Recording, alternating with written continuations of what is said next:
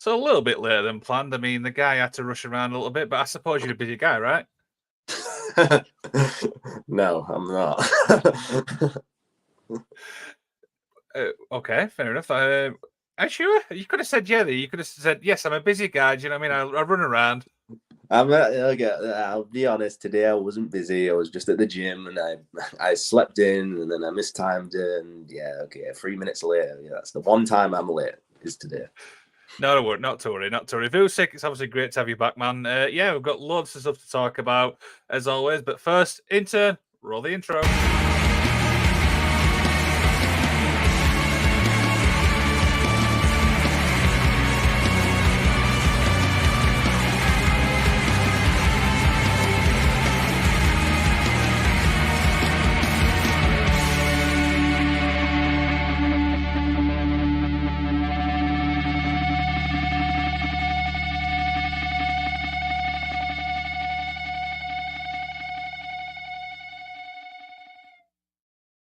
Anything go out at the gym then? Usual stuff?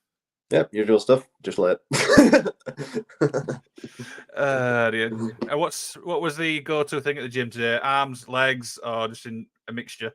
It was arms today, so like shoulders, triceps, and biceps all together.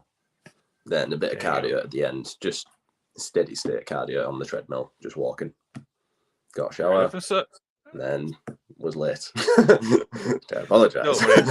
Don't worry about it. Like I said, I've had people who's a lot later than that. I'm not going to mention names because they actually scared me to death, but I did say before we came on the hour who it was. So, on average, really, how much obviously time do you obviously spend training a day? Is it like a couple of hours? I'm just curious. I used to be in the gym for 4 hours a day, and now, but that was back when I was training like mega cardio type stuff. So my logic back then was simply, if I'm training more than everyone else, then I'm going to be fitter than you, which worked big time. But now that I'm trying to put on size more, I have to pull back a little bit. So I'm at the gym for like an hour and a half now, like 5 days a week now.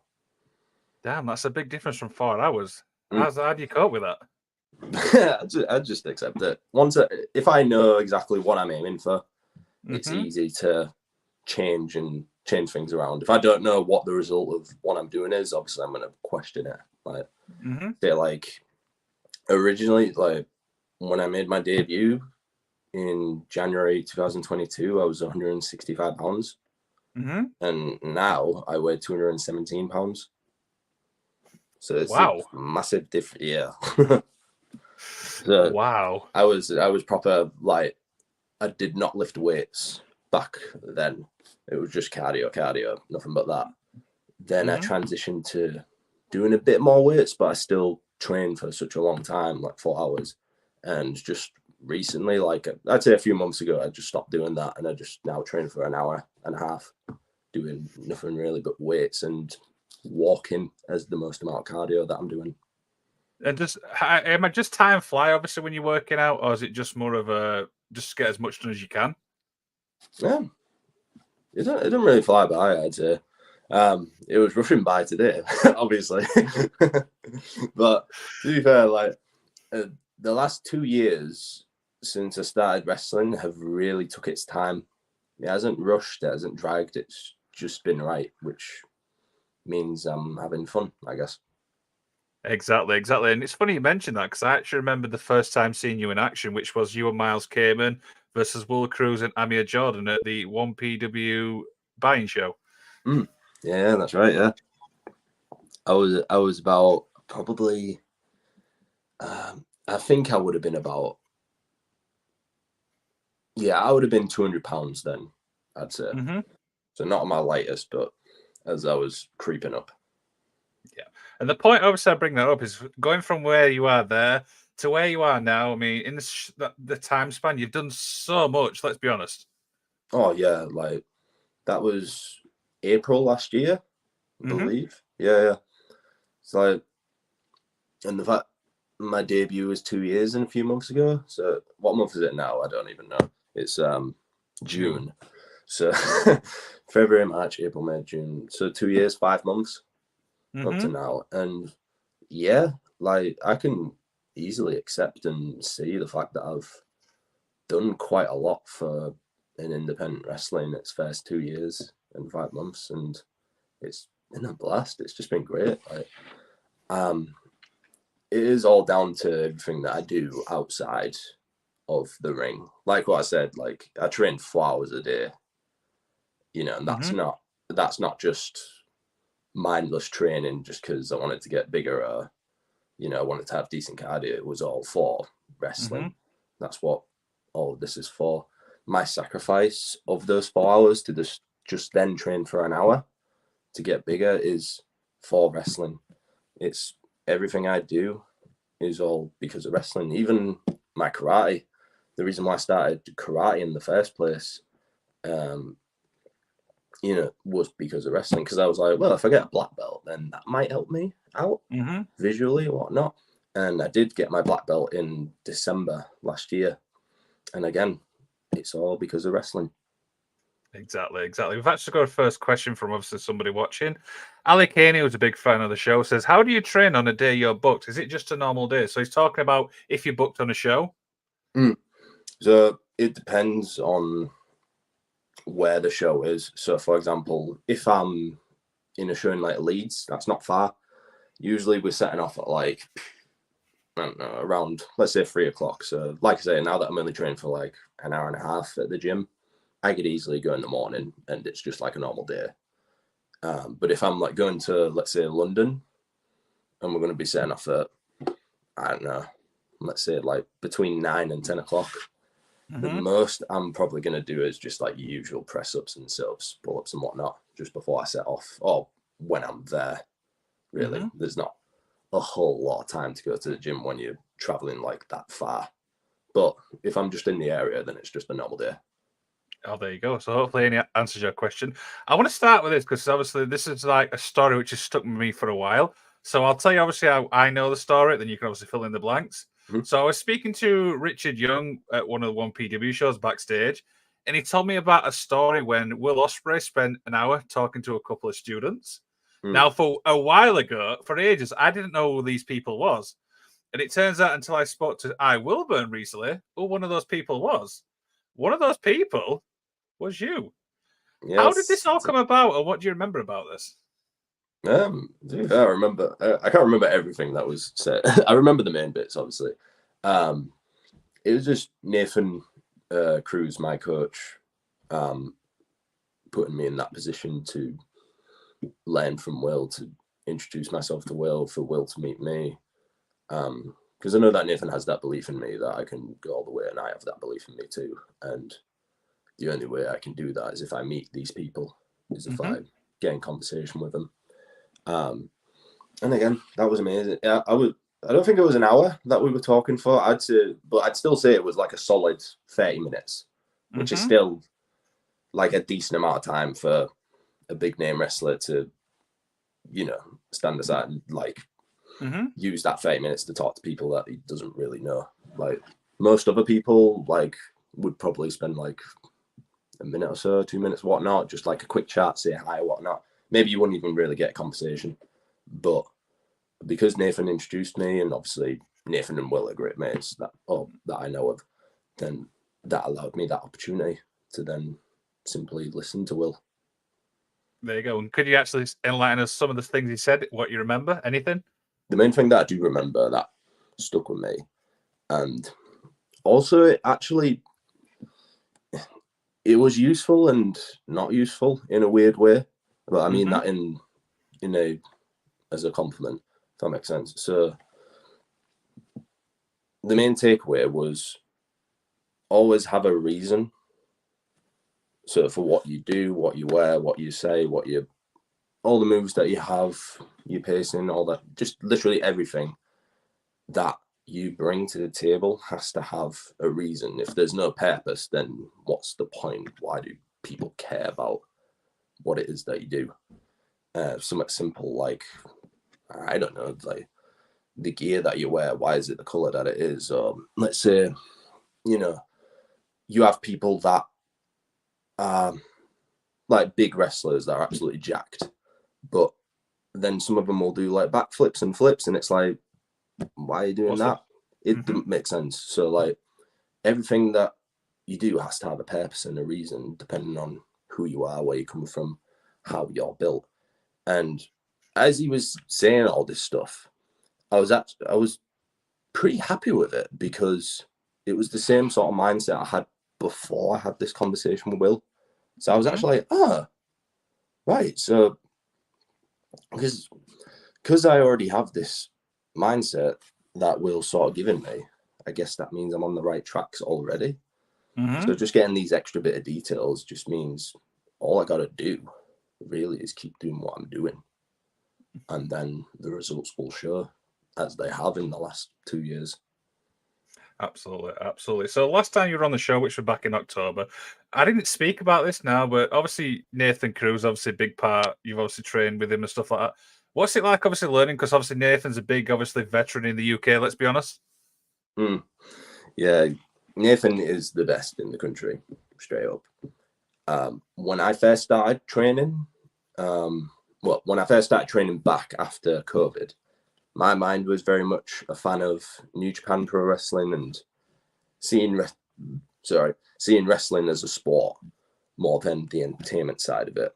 Because it took a while for me to understand, like, you know, the movie side or the theatre side of wrestling. Whereas Nathan, that was his style of wrestling, very much the storytelling. And over time, as I was training, I was eventually not just doing like a sporty type match, competitive type New Japan style match. I was mixing both like storytelling and obviously, again, having purpose and reason in what you do. So with Nathan, he was able to combine those two different styles of wrestling within me and create something pretty new. So like, to put it in simple terms, we mixed a New Japan style and a WWE style wrestler and sort of formed it together. And again, without Nathan, I wouldn't have been able to get to this level within 2 years. And to see what happens next, again, that's all because of Nathan. Absolutely. And this kind of leads me, obviously, follow on. Now, coming up, we've got NGW at end of the month with a very special 4-on-4 match. You're going to be obviously part of this. Is there more pressure for you? Because obviously you're up against Nathan as well. Like, you're tutoring away? No, not really. I always told myself whenever I'm going into these type of big matches, don't see him as a big match. Because I remember the very first match I had with Sam Gradwell at Tidal. We'll talk about that later on. We'll talk about that later on. Yeah. So anyway, but going to that, I had the mindset like, oh my God, I'm up against a big name wrestler. I'm up against a WWE guy, whatever, you know what I mean? And because I had that mindset, the match was really good, but I knew I could have done a lot better. But the reason why was because I had too much respect for Gradwell. I had too much respect for all these veterans. And it clicked after. I was like, wait a minute, what am I doing? I'm Vusyk. I'm Czech. I'm, what you call, not to be disrespectful. You have to have the mindset of, I'm better than you.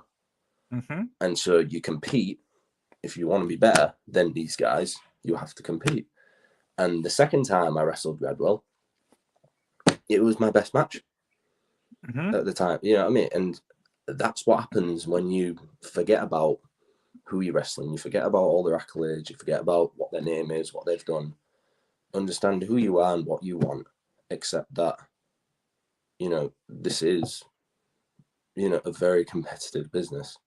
And if I just accept and say, like, that guy's better than me, that guy's better than me, that guy's better than me, they will always be better than me. And I'll never improve, and I'll never have good quality matches. I'll never impress. I'll never stand out. I'll never make the improvements in such a short amount of time. It'll take forever because I have too much respect for people. So because I'm more focused on my progress and, you know, how do I word it? It's hard to word this without making it sound dickish and like arrogant. Just say it. Yeah. So like, I have a lot less respect now for other wrestlers and what they've done. I don't think about it at all, and I just see them as people. I just see them. If I'm in the same room as you, I'm on the same level as you. If we're going to be working together, then we're the same, because it takes two to dance. And if one of them is not on point, if one of them is too respectful or, not trying the hardest, it's not going to be great. So to wrestle Nathan, Colossus, Styx, Dara, it is just like a normal match for me. And once I have that mindset, I know it's going to be quality. Absolutely. And the funny thing is, you mentioned obviously the Sam Gradwell match. The first one obviously did get voted obviously as the match of the year though. So yes, and then it was a very good match. It was a very good match, but I know I could have done personally a lot better. That was just my critical. I'm proper hard on myself. I'm very, very hard on myself.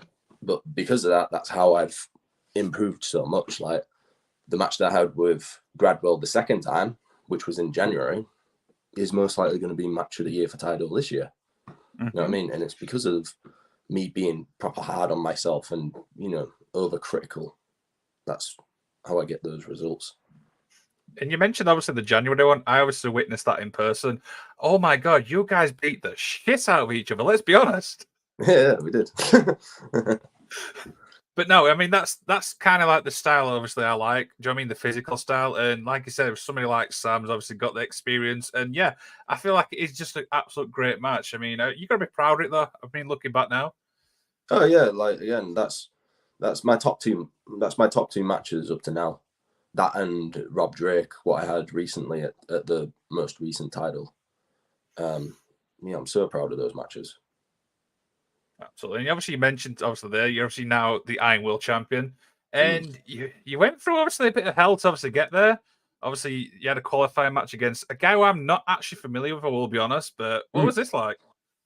I really enjoyed this one because it was the first time I wrestled in London as well. It was the furthest down south I've ever been. That guy, his name's Bauer. He's from Belgium. He is. I think he trains with Mike Baird, I believe. I might be wrong, so don't quote me. But I know he's based down south, so I don't really know many of the people down south. I only know like the people up here. If that makes sense. So, but with Bauer, yeah, he was just. This was just. If you were there, you would have enjoyed it. If that's the style of match that you like, like just two fully grown men just beating the hell out of each other. That's what it was. I was marked up to hell, and it was class. Again, that was one of my favorite matches too. A lot of my matches, what I like about my progression and my career up to now in professional wrestling is I've enjoyed, I'd say, about 95% of my matches. I've not really had like a match where I've like felt down or bad about. I mean, I'm easy to sort of let go of things anyways. I'm just like, cool, whatever. But the majority of the matches that I've had, I'm, very happy to say that they've been, proper quality for the information that I have up here at the time. So like my debut match, obviously I'll look back at that and think that wasn't that good. But for me at the time, that was the best I could have done. And I'm so happy with that. Absolutely. Then obviously when you won that match, it meant that you obviously got the big opportunity against Mike, obviously Darius and Artemis. Some really big names. I mean, for a company to put a title on you, obviously it's a new title. Is that obviously it's going to be a problem? But is it pressure again? No, again, it's accepting that if you are given an opportunity to perform on a massive stage, you need to accept that that stage belongs to you. If you, let's say, in December, was it December? I wrestled at the Connecting Live Arena in Hull, and that was in front of 1,000 people. Massive opportunity for me there. And if beforehand, if I've got like the butterflies and they're like, oh, this is a massive opportunity for me, blah, blah, blah, and whatnot, it's going to suck. It's going to be rubbish. So you have to treat yourself like that. This is where you belong, because it is. If you have this opportunity, you need to accept it. Because when you go on that stage and you look like a little kid that's excited because he's been given his favorite toy or whatnot, and he doesn't know what to do with it, blah, blah, blah, everyone can see that. But if you go up there in front of 1,000 people, or when you receive a new championship, and you just look chill and normal, like this is just every day, people will see you as a star, and people will see you as, oh, he's so cool, isn't it? Blah, blah, blah. You don't look out of place because of that. Absolutely. And the funny thing is now your next opponent's obviously been announced for Tidal, and it's somebody you know very, very well. Very, very well. Very, very well. It's, of course, Ace Matthews. Obviously, people know you guys are good friends. I mean, I don't even know what to say about this. I mean, obviously, when you're in the ring, it's a different story. But again, I'm gonna batter him. I'm gonna batter him. Regardless if we're mates or not, I'm battering him. I am going to satisfy the audience, definitely. And I've got 15 minutes to do it too. There you go. I mean, but again, I mean, the one thing I also want to talk about before we move on to the next thing is, I've seen you obviously in tag matches, you know what I mean, 4-ways and stuff like that, high flies and stuff like that. You don't seem out of place, and that's one thing I like about you as obviously a performer. It doesn't matter who you're facing, you're always like putting up a great show, and I think that's like credit to yourself. I always base my style, or I always adapt my style of wrestling depending on who I'm up against. So I'll always stick to what I know. So like, I'll never go to the top rope. I'll never do some stupid stunts or, you know, captivate the audience by jumping off a balcony. I'll never do that stuff. That's not my style, honestly. So I'm never going to get that viral video that some people get. But I'm fine with that because I focus more on the basics and the ground, staying on the ground, that is. But again, it's fun. When I get put with, let's say, some masked luchador, great. Imagine mixing my style with that. If I'm up against some technical genius, great. Imagine mixing my style with that. If I'm up against some hard hitter Japanese dude, great. Imagine me up against that. If I'm up, whatever. I always adapt what I know and mix it with whatever style wrestling my opponent has. And if you're able to do that, if you're able to wrestle any kind of wrestler, then that pretty much means you've cracked it, I guess.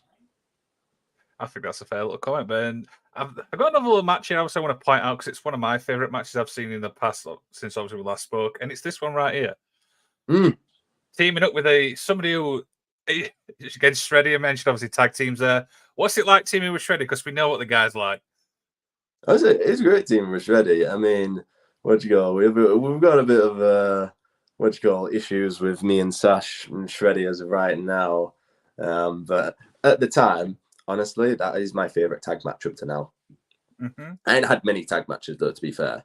I think I could probably count how many tag matches I've had. I'd say definitely less than 10. I would say. And I think I've had like 75 matches up to now. Or maybe it's getting close to 80 matches altogether. But yeah, that tag match, I was so happy with that. Crash Boat are so fun. Bandicoot and Jake, they are fun backstage. They are, especially Bandicoot. I do like to bully Bandicoot a lot. I do. But Shreddy as well. Don't mind. But Shreddy, super nice dude. Honestly, he's Newcastle based, if I'm right. I think. Much cool. And yeah, super nice dude. Absolutely jacked. Perfect tag partner to have. We got unlucky on the day, but yeah, still class. And the reason obviously I brought this match up as well is I took my sister, and on the way home she says, "Hey, that Vusyk kid's all right, isn't it?" There was a video that I saw on TikTok of someone. It was like this kid.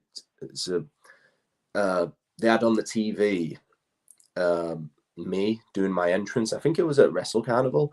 And then they had the music on full blast, like my entrance music. And then this kid walks through this curtain, like imitating me in my entrance. And I'm just like, that is class. Like, because I've never seen that type of thing before where people just imitate you and whatnot. Or like little kids are just, walking like me, doing whatever, doing all this, whatnot. It is so quality. Seeing that side of wrestling and seeing that I'm, I guess, inspiring or, what's the word? Sending those type of feels to the audience. And I imagine you've had plenty of like decent fan reactions, obviously, in your 2 years you've been wrestling. Yeah, like at Tidal, like usually I'm a bad guy there, but everyone just cheers for me. just because I batter everyone. It's like, cool. Guess I'll be a good guy. So yeah, I get great reactions. I think my reactions are more based on my wrestling, and not necessarily like I'm the good guy or bad guy. People just like, they see me kick someone's head off and they just cheer. And they love it. There you go. And the one thing I like is obviously about yourself is you get not getting around a bit. Obviously, you've been in BWR as well. We've not talked about. You got new wrestling in Newcastle coming up as well, which is a great, obviously, promotion. Literally, you are getting your feet literally around the UK. Let's be honest. Yeah, it's been great. Honestly, like this was the biggest gap I've had of a rest for the last 3 weeks. I hadn't wrestled. The last time I wrestled was at Target in Carlisle. That was class. That was a triple threat matchup against Lucas Alexander and Alexander Henry. So 2 Alexanders. Yeah, the fact that the biggest gap of rest I've had was just these last 3 weeks. Yeah, it's been a busy year for me. It's been crazy. It has. Like I said, man. I mean, in space of since we've spoken October, you've done so much. A little more questions to begin to wind down. Here you are, obviously now 2 years in. What's next? What's the goal for you now? I mean, you've done so much in this short time. Just get more busy. I think the main goal would be like wrestle for a Progress or a Rev Pro. Those are like, I'd say that is the realistic next step for me. But there's that, and simply just keep getting busy. I guess that's the only thing I can really say. Let's catch up obviously on the comments. Alec Haney said, did he say bruv more than once? But what about Will Ospreay? Yeah, he did. Yeah, definitely. Like that's it. That's a tick he's never going to get rid of. It's brilliant. I mean, you can have a counter how many times he says it, to be honest. Yeah. Oh dear. And he says, was it hard as a rookie seeing the British wrestling scene decimated by big companies signing up? I don't mean that in a bad way, just missed opportunities. I don't know what you mean. I don't know what that means. Let's go. Annie, can you expand on that if you're still obviously in the comments? He tends to waffle on a little bit. I'm sorry about that. Because if we're talking about years ago, I wasn't around. Like, I wasn't around then. Again, like my debut was January 22, so I'm pretty new. I don't anything before that point. No clue. Because at that time, I only knew about BWR and NGW. That was it. Didn't know any other British company. Nothing. That was it. And then, like a month or 2 passed by, and then I started learning about all these new companies that I'm wrestling for and all the ones that hopefully I'll wrestle for. But yeah. And the crazy thing is, there's that many promotions, and like straight away, I'm thinking, right, okay, Vusyk's on the show. I mean, you even do obviously helping out at Progress shows backstage as well. I mean, I don't know how you pull that off. Yeah, legit. Just going to help out, show your face. That was because of Mad Dog, Mike Angus, that one.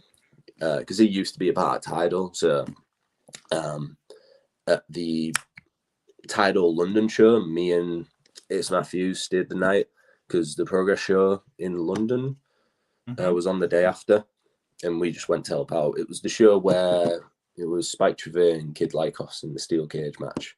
Yeah, I remember watching that on online. That was a great match, by the way. Spike Trevor is my favorite wrestler right now. Legit. I love his promo. His promo work is absolutely, terrific. He's just quality, honestly. Very underrated. I've said it many times. He's very underrated. Do you know what I mean? He's a great guy. He's great in the ring. The one thing I like about him is he's got his character down to a T. Let's be honest. Yeah, exactly. Like doing the vulture thing now. It's just it's a very simple idea, but the simple ideas are what work, really. Because again, it's a vulture, like that's what he is, and you know what I mean, with the mask, the coat, everything. He's the most hated person in British wrestling. I wonder why. So you've obviously faced a lot of people, and is there any on your list now you'd like to face? I'd love to see obviously face Spike. I think that's the go-to one for me. Oh, that would be class. That I think the 2 people that are on my mind is Michael Oku and Leon Slater. I think those are the 2 main ones that I'd love to wrestle. again, Leon, with everything that he's doing in the amount of time he's been doing it now that he's in TNA, because he's still around here in like North Rev Pro Progress. So to wrestle him now at this stage, I really believe that would be like my best match if me and him are put together. And again, with Michael Oku. I've met Michael Oku plenty of times going to Rev Pro, helping out there. And again, he's one of the top guys in the country. So I only want the best, really. If I can get the best, great. You'll see something. Ian come back. The UK talent exits to the big companies, but you gave the answers sort of already, but looking as wrestlers as equals. I think he kind of thought that you just started out wrestling a little bit later and stuff like that. Oh, fair. Nice. Yeah. So you mentioned... So there's a lot of promotions you've obviously got off your bucket list. You've done BWR, you've obviously done NGW, you've done Tidal, you've done True Grit, you've got wrestling in Newcastle coming up. I mean, you've mentioned Rev Pro and Progress, but is there any more promotions you'd like to go to? Or is it just as many as basically was going to offer? Basically, just anything.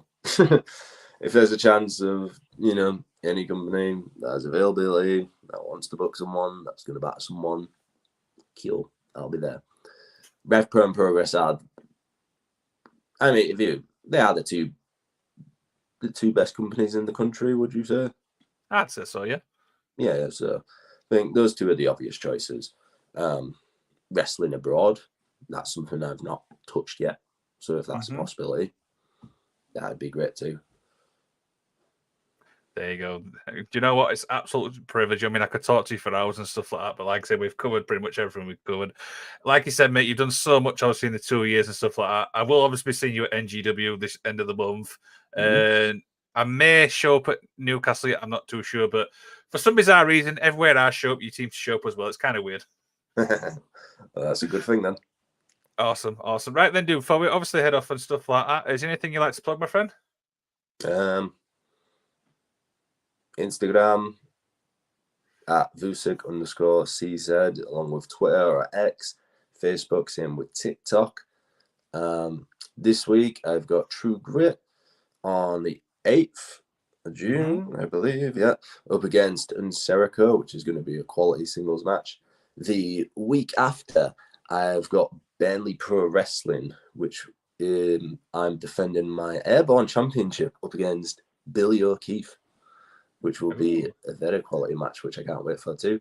And then obviously the week after, which is NGW in the, I don't know what, I guess it's, I don't actually know the rules of this match yet. I'm guessing it's like Survivor Series. But again, me, Miles, Reese and Rogan, up against Colossus, Styx, Dara, Nathan. It's going to be war. Definite in City Hall. And yeah, all I can say from now is I'm going to keep training hard. I'm going to put myself through hell so that no one else does, and achieve all that I can in professional wrestling. Absolutely. Don't forget to mention this match coming up on. I'm gonna batter him. I am gonna kill him. I am legit going to end him. Oh dear, this has been an absolute fun chat. Absolutely love it and stuff like that. Yeah. And he says, what about Scotland? ICW? I'd be happy to wrestle there. I think Carlisle's not Scotland, is it? It's too late. Sorry, I can't even think. Fair. well, that's the furthest up north I've been. So if I can get any more north, great. Anywhere, like I said, anywhere and everywhere. There you go. So obviously we've got a couple more interviews coming up. On the 13th of June, I chat to Mark Mathers. This guy has done a lot of work for wrestling in Newcastle. On the 17th of June, I talked to Zoe Nix. And of course, the Magic of Wrestling is back this weekend as we talk about the career of AJ Styles. One final thing before we head off. Best AJ Styles moment, go. Best AJ Styles moment. Honestly, him and Cody Rhodes in France. Like, wow, chef's kiss. Honestly, the crowd, perfect. Like, if wrestling could be like that every single day, an amazing world we live in. So, yeah, we're going to be talking about some of these career moments. That might be on the list, but don't know yet. Vusyk, as always, it's an absolute pleasure to talk to you, my friend. Good luck with everything. I will see you, obviously, at NGW. Cheers for watching, guys. See you in a bit.